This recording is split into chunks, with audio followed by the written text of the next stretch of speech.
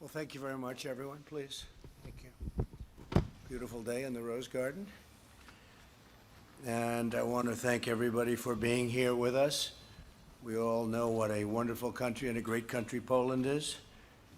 And it's my honor to have a friend of mine here, President Duda of Poland, who has done an incredible job. And I do believe he has an election coming up, and I do believe he'll be very successful. So thank you very much, and all of your representatives, thank you very much for being here. This is the third time that we've hosted President Duda. The First Lady and I also cherish our remarkable visit to Poland 3 years ago. That was an amazing event.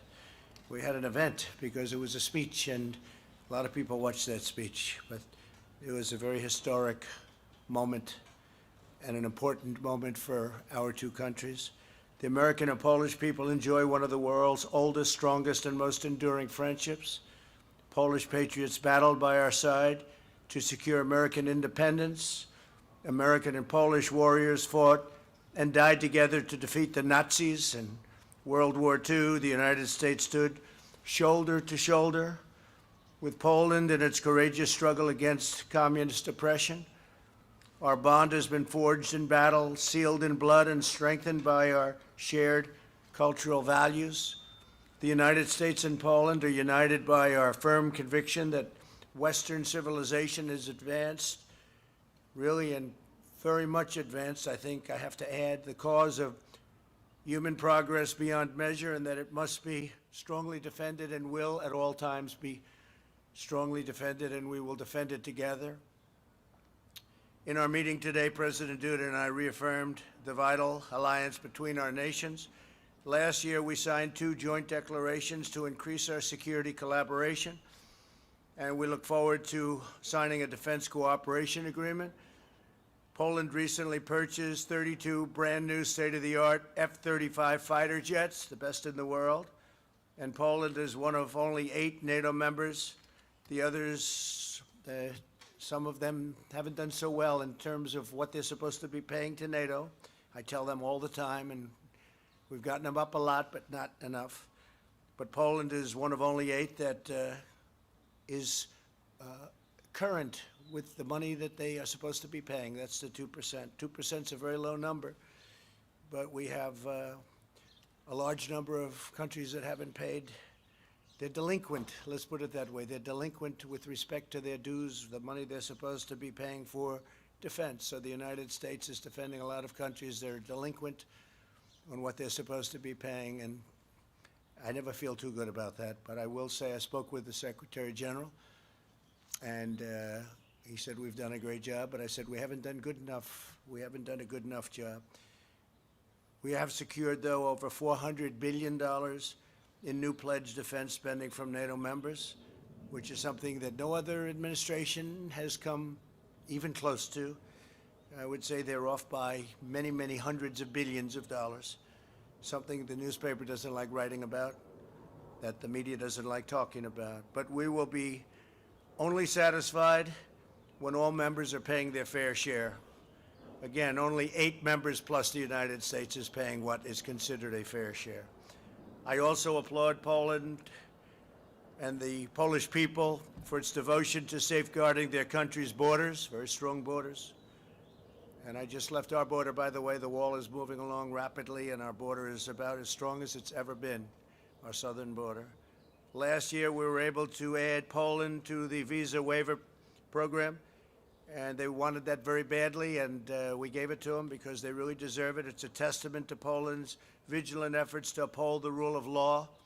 The United States and Poland have recently signed several long-term contracts for U.S. liquefied natural gas. They're a big purchaser of our energy to enhance Poland's energy security.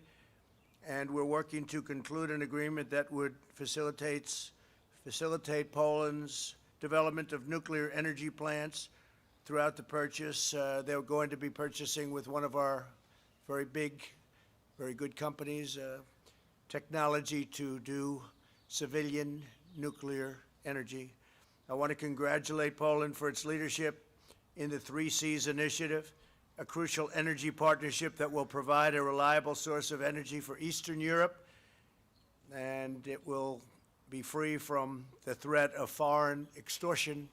Poland understands foreign extortion very well. The 3 C's initiative relies on fairness, transparency, and mutual benefit.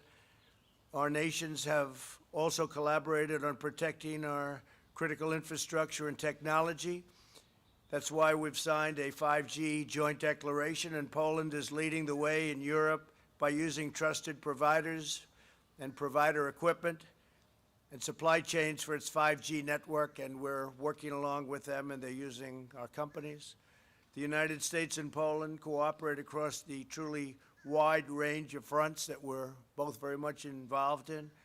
Here today is the head of a Polish medical team, very advanced team, very brilliant team, fighting the coronavirus alongside of American doctors, Captain Shevera. Captain, thank you very much for being here, Captain. And we're making great progress. I hear we're making great progress, and we're working together, but we are making great progress on therapeutics and vaccines. Thank you very much. Appreciate you being here. The American and Polish people have been true friends and trusted partners for almost 250 years. We're forever united by our shared belief in family, faith, law, liberty, democracy, and justice. As the old Polish motto goes, we will stand together in the name of God for our freedom and for yours. President Duda, let me express once again our gratitude for your visit and friendship. We have had a very, very special relationship. Our alliance is powerful and a very powerful testament to what free people can achieve together. And I believe that the greatness of our relationship lies ahead.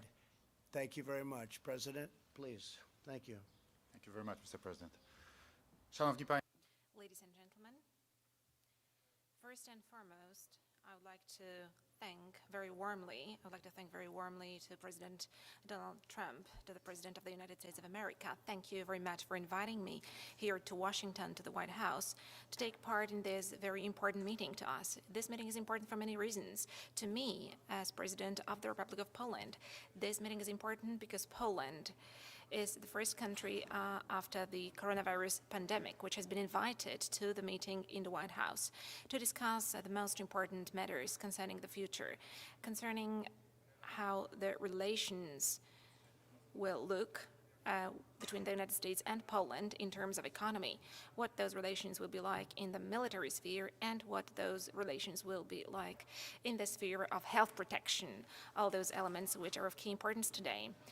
A very big part of our discussions today with Mr. President and our collaborators were dedicated to the coronavirus, to what the situation looks like in Europe and on the global stage as concerns fight against the coronavirus, also in the United States. But first and foremost, we're also thinking about what measures to take in the future. But first and foremost, thank you so much, Mr. President, for your declaration that we are going to cooperate, that also our scientists are going to cooperate and collaborate on conducting research concerning the vaccine and therapy drug against coronavirus, everything that will be conducive to fighting the coronavirus. So I do believe that thanks to this collaboration, those therapeutical medicines will be available also for Poles, for my compatriots, as soon as possible. Thank you so much, President, for that, because all of us know very well how high level of medical research is in the United States. And this declaration and the will of cooperation on part of the United States, on part of the President of the United States, is of crucial importance to us.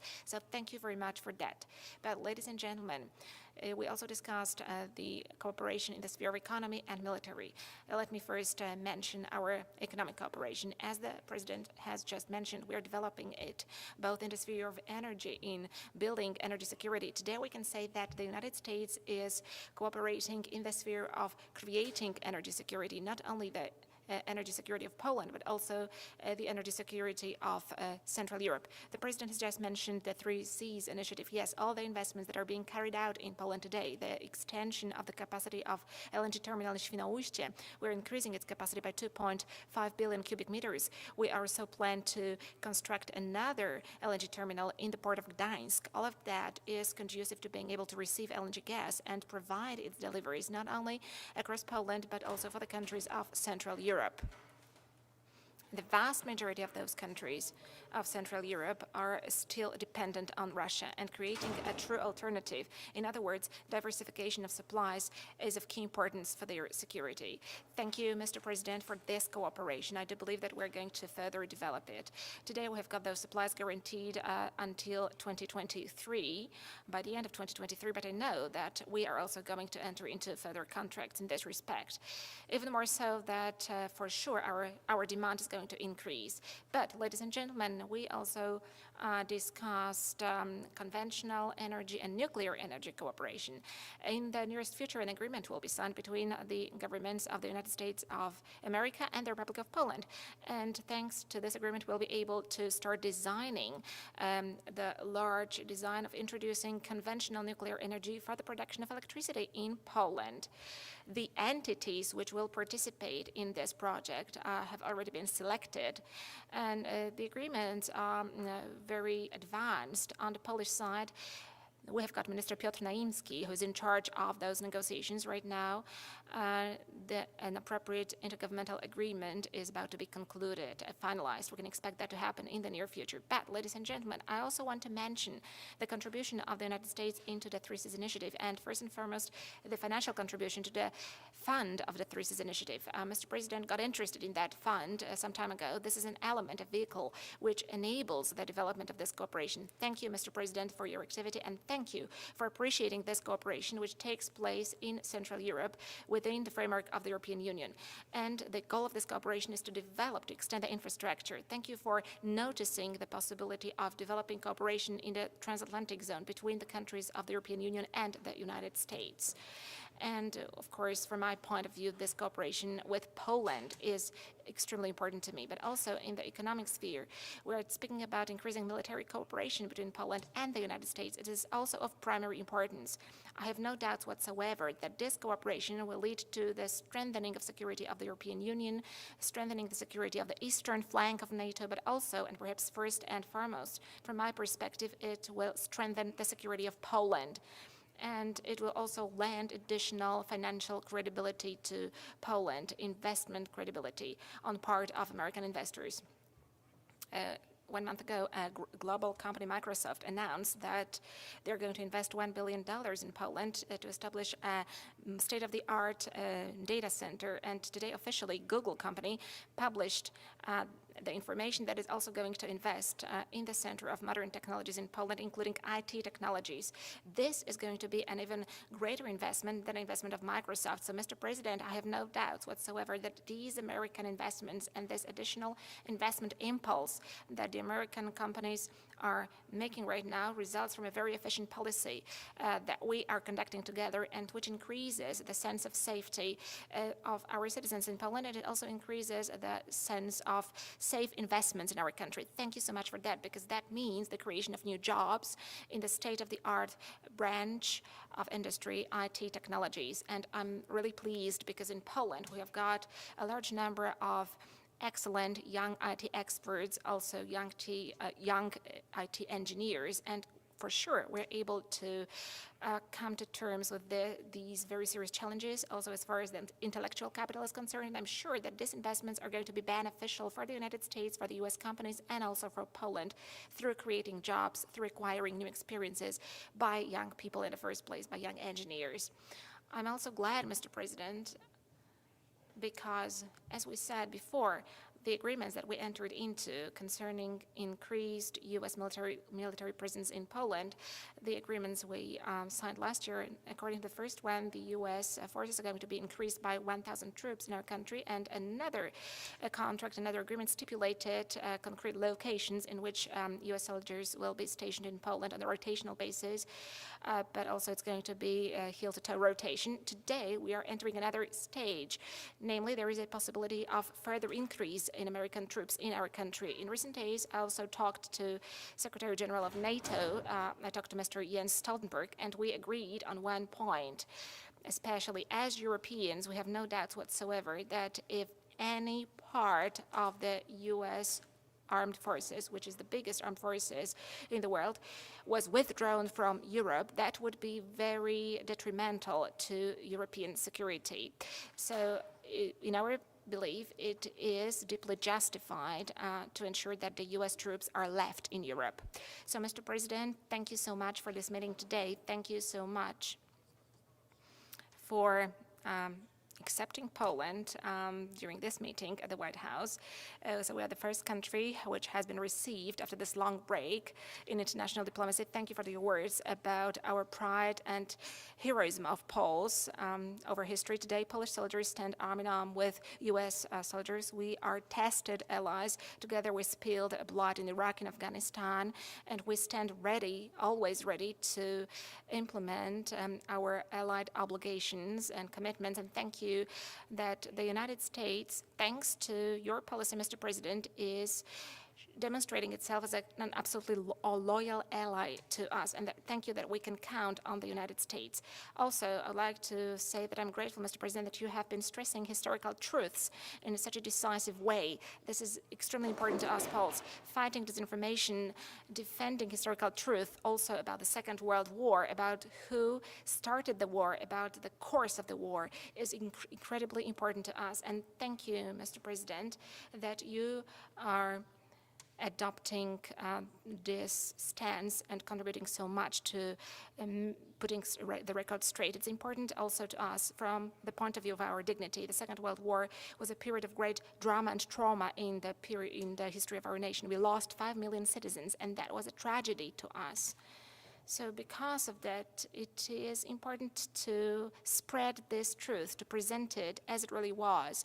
But it's also important to speak about the heroism of Poles, wherever they were fighting, wherever they were spilling their blood, arm in arm with their allies at Monte Cassino, at Tobruk, and at other places all over the world, both on the Eastern Front and on the Western Front. All of that, saying that, is extremely important. So I'm happy that today we can anchor our security in the United States. I'm glad that we have got this excellent economic cooperation. So, Mr. President, I have no doubt whatsoever that the coronavirus pandemic will pass, and we will be going together towards the development of our countries, towards the development of our societies, towards the building of a better, more prosperous future, both for the United States, for Poland, and for Europe. Thank you so much.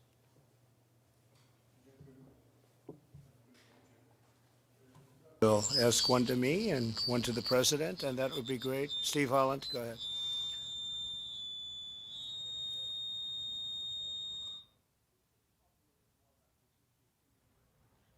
Poland, would you send them from Germany, and what sort of signal would that send to Russia? And for President Duda, how do you feel about this, taking some troops out of Germany to go to Poland, and what signal does that send to Russia? Thank you. Well, just to start, as you know, Poland is, as I've said many times, Poland is one of the few countries that are fulfilling their obligations under NATO, in particular their monetary obligations, and they asked us if we would send some additional troops. They're going to pay for that. They'll be paying for the sending of additional troops, and we'll probably be moving them from Germany to Poland. We're going to be reducing Germany very substantially down to about 25,000 troops. We actually had 52,000, but we'll be moving it down to about 25,000. Germany's paying a very small fraction of what they're supposed to be paying. They should be paying 2%, and they're paying a little bit more than 1%, depending on how you calculate. You could also calculate that they're paying less than 1%, but if you assume they're paying 1%, that's a tremendous delinquency. Let's use that word, delinquency. So we're going to be reducing our forces in Germany. Some will be coming home, and some will be going to other places, but Poland would be one of those other places in Europe. To Russia by doing this? I think it sends a very strong signal to Russia, but I think a stronger signal sent to Russia is the fact that Germany is paying Russia billions of dollars to purchase energy from Russia and through the pipeline. And I'm saying, what's that all about? You're spending billions of dollars to Russia, then we're supposed to defend you from Russia. So I think it's a very bad, I think the people of Germany are very unhappy about it. I have many friends from Germany, and the people in Germany are very unhappy about it. They don't like it, but that's what they chose to do. So they're spending billions of dollars to buy Russian energy, and then we're supposed to defend them from Russia. So that doesn't work too well. But Poland has been very, very terrific. In fact, I don't believe Poland is actually accepting any of the energy from the pipeline from Russia. So that sends a signal right there. With all of that being said, we expect to get along with Russia. We expect to get along with everybody. But Germany has, they really owe a lot of money in NATO, and this has been going on for many years. When you add it all up, you're probably getting close to $1 trillion. And that's not treating NATO fairly, but it really isn't treating the United States fairly. You know, the United States is the major participant in NATO. We pay more than anybody else by far, have for many, many years. So we defend Europe, but Europe also takes tremendous advantage of the United States on trade. Advantage like you wouldn't believe. So we're trying to work that out, and I would imagine they'd like to wait till after the election so that maybe they could deal with somebody other than President Trump. But after the election, they'll just have to pay more. But that's the way it is, okay? Thank you very much, please. Szanowny Sir, first of all,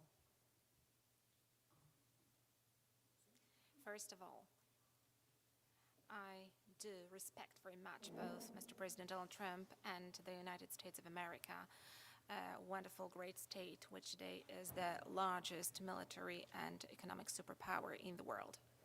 And I wouldn't dare say to the President of the United States of America where he should send his soldiers, because this is the decision which is always taken by the United States. This is a very responsible decision. However, I do not deny that I requested, Mr. President, that he would not withdraw U.S. forces from Europe, because the security of Europe is very important to me. From Europe as such, I'm talking about the United Europe, for which the American presence since the end of the Second World War is a huge security guarantee. However, if I'm asked by anybody if I am ready that Poland receives more U.S. troops in our country, of course I am ready. In 2014, Russia attacked Ukraine. It annexed Crimea.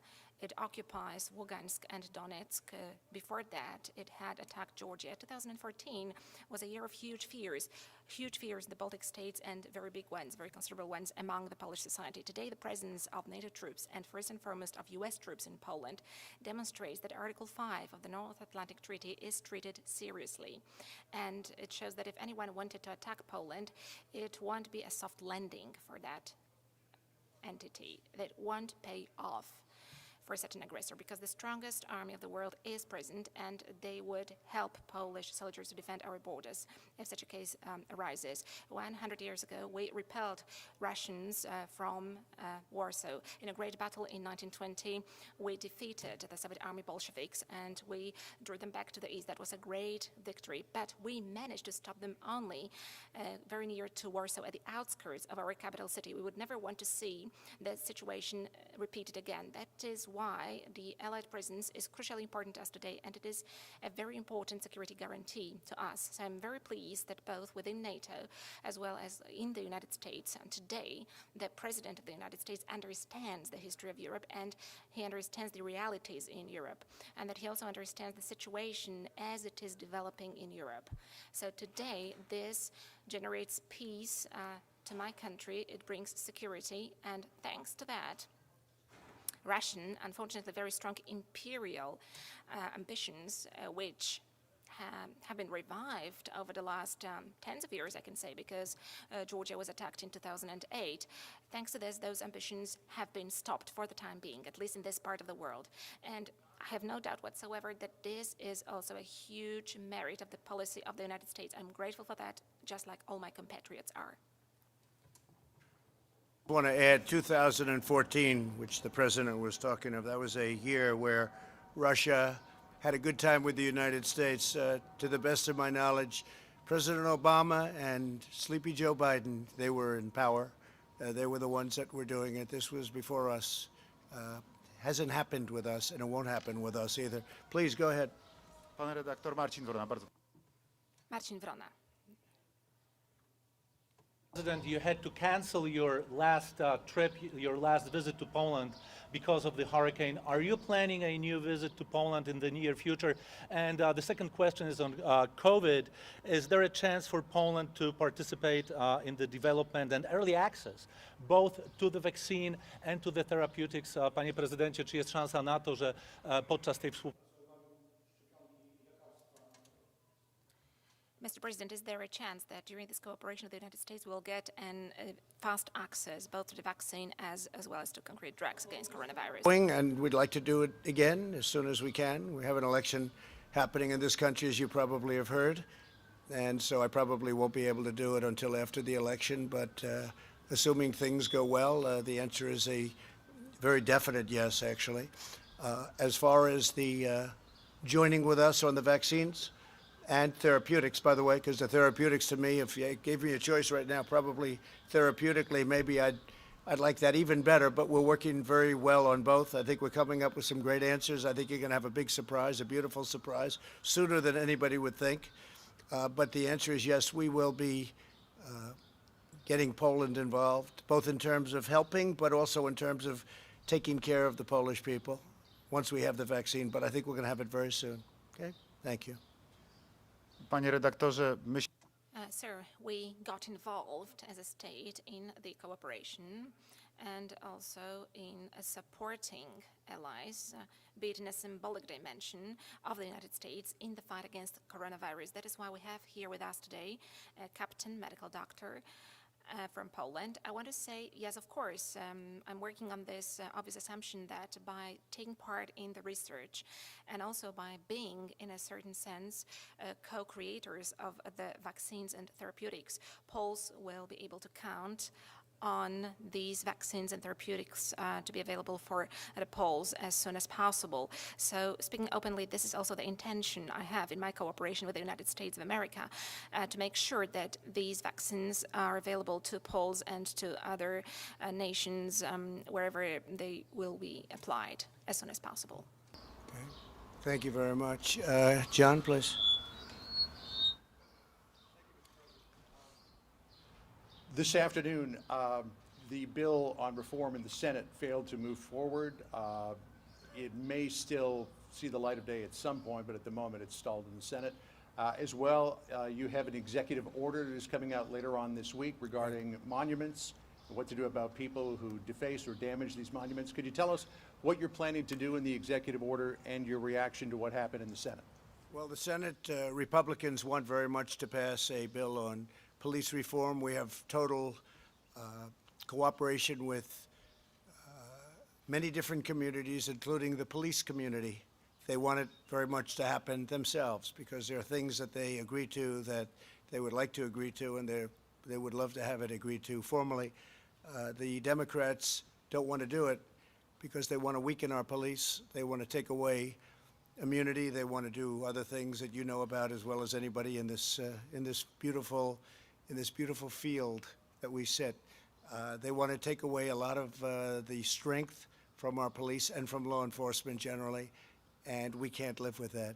We can't live with that. This is a great bill, strongly endorsed by, as you know, Tim Scott, who's terrific, who is a terrific man, great senator, South Carolina, and Mitch wants it to happen. I would like to see it happen, but we won't sacrifice. We won't do that. We won't do anything that's going to hurt our police. The police, you know, we have a record this year on crime, a record positive rating on crime this year, the best. And you hear about certain places like Chicago, and you hear about what's going on in Detroit and other cities, all Democrat-run. Every one of them's Democrat-run. 20 out of 20, 20 worst, the 20 most dangerous are Democrat-run. We have one city or two cities in particular, worse than Honduras, worse than Afghanistan, and these are cities within the United States, Democrat-run, radical left-run. You see what's going on in Seattle. You see what's going on in other places. Seattle, of all places, who would even think that's possible? 20 out of 20. The Democrats want to weaken very substantially our law enforcement and our police. And frankly, they want to defund largely, at least largely. There are some that want to defund and abolish our police, if you can believe that. And we're not letting that happen. So if nothing happens with it, it's one of those things. We have different philosophies. They want open borders. They want sanctuary cities. We don't. As far as your second question, I think that we're going to have a very strong executive order, but we already have very strong. We have the Monuments Act already. which means 10 years in jail. But I think we're going to consolidate various things. We're going to come out with a very strong executive order, and I should have that by the end of the week, which is fast approaching. We're going to have it a very powerful statement. We've arrested numerous people, as you know, for what took place outside of Washington. In addition, the FBI is investigating hundreds of people throughout the country for what they've done to monuments, statues, and even buildings. So we have very strong laws already on the books. I mean, we have a law that's 10 years. It's 10 years. That's a long time to have fun one night. I think many of the people that are knocking down these statues don't even have any idea what the statue is, what it means, who it is. When they knock down Grant, when they want to knock down Grant. But when they look at certain, now they're looking at Jesus Christ. They're looking at George Washington. They're looking at Abraham Lincoln, Thomas Jefferson. Not going to happen. Not going to happen. Not as long as I'm here. As far as Democrats are concerned, I think they could care less whether or not it happens. And I think the American people get it. So we're going to have a very strong executive order, and it'll happen very quickly before the end of the week.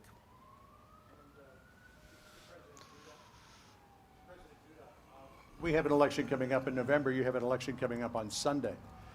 Some of your critics, who are politicians here in the United States, have criticized this visit to the White House, saying it is tantamount to election interference because it shows a very close relationship between the United States and Poland at a time when you really need it.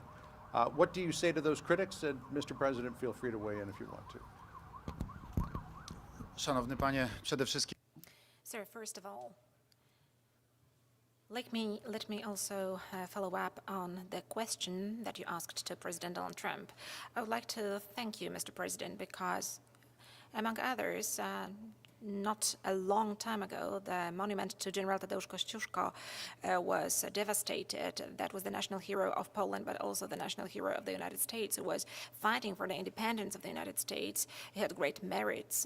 He was also the commander of a Polish uprising where he was fighting for the independence of Poland. He suffered heavy wounds in Poland fighting for the independence of our country, and for completely incomprehensible reasons to us, that monument was devastated recently. And thank you so much that it has been renewed so fast, and that made it possible for me to lay flowers at that monument and pay tribute to that great soldier and a great commander. Thank you for that. That was outrageous for a big number of Polish people back in Poland, all of them probably, and for many, many Polish people living here also in the United States. Polish organizations here in the United States asked me and told me that they would renew that monument. I know that it has already been renewed by the United States. No assistance was needed, so I'm very grateful for that here the monument to Tadeusz Kościuszko stands near the White House, and he looks as he should look, which he has deserved for the merits he laid for the United States and for Poland. So thank you very much for that, Mr. President. And answering to your question, 2 months ago, at the very beginning of the pandemic of coronavirus, we had a lengthy conversation with President Donald Trump. The pandemic disrupted the plans of our cooperation, which we had. And back then, we made an arrangement with Mr. President that we would meet as soon as it would be possible. And this has been implemented. And the fact that this arrangement has been put into force is demonstrated by the visit today. I'm very grateful to Mr. President for inviting me here today. And together with Mr. President, we are implementing our presidential duties. The president is always in charge of his national interests.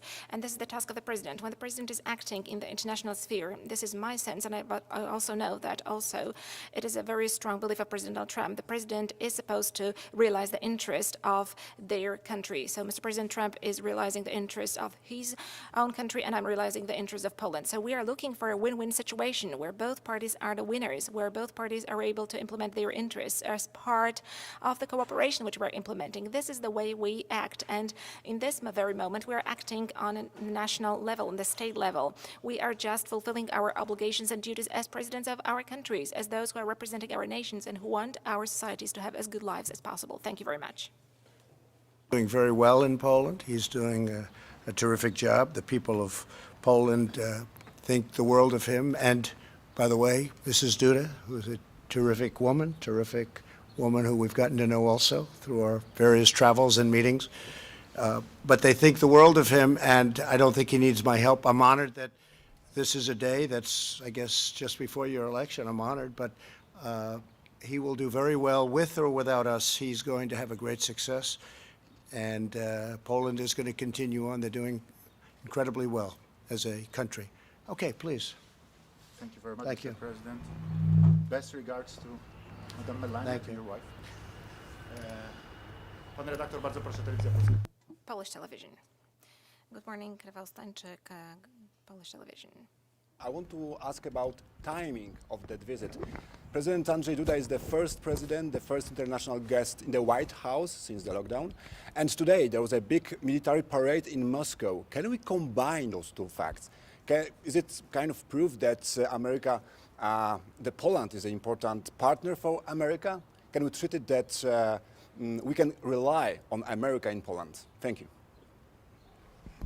Well, I think you can, and we also are working with Russia right now on an arms treaty, which is a very big thing, nuclear arms specifically, but we're working very much, and I think I can say, Mike, we're doing very well on that. We're two countries that want to see it happen, and we're working on other things with Russia. We have a very good relationship. We have our ambassador over there right now who'll be attending certain festivities, and that's a good thing, and I think that's frankly a good thing for Poland also. Likewise, we're going to be having very important dignitaries at your parade. You're going to be having a very big event soon, and we're going to be, I guess, in August, and we're going to have people representing the United States at a very high level, and that's very important to us also. Okay? Please. Panie redaktor. Sir, I have this feeling and sense that I'm conducting negotiations in Polish matters here in a very experienced and very tough politician, a tough player, I can say, that is President Donald Trump, who is standing strongly and looking to the interest of his country and his citizens. What I'm doing here is I'm representing Polish interests here, and I'm not parading in Moscow. That is all. Thank you very much. Thank you all very much. We will see you soon. Thank you. Thank you very much.